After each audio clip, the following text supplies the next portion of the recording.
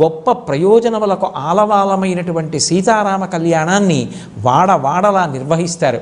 చక్కగా ఆ కళ్యాణ సమయంలో అందరికీ కూడా విసినికర్రలు, అలాగే పానకం, వడపప్పు, మామిడి పళ్ళు ఇటువంటివి చలవ చేసేటటువంటి పదార్థాలని పంచిపెడతారు. అలాగే మల్లెపూలు విశేషంగా తెచ్చి రామచంద్రమూర్తికి అలంకారం చేస్తారు.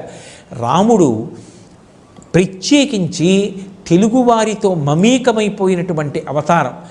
అంత గొప్ప అవతారమైనటువంటి శ్రీరామచంద్రమూర్తి యొక్క అవతారం మనకి భద్రాచల క్షేత్రంలో విరాజమానమై ఉన్నది.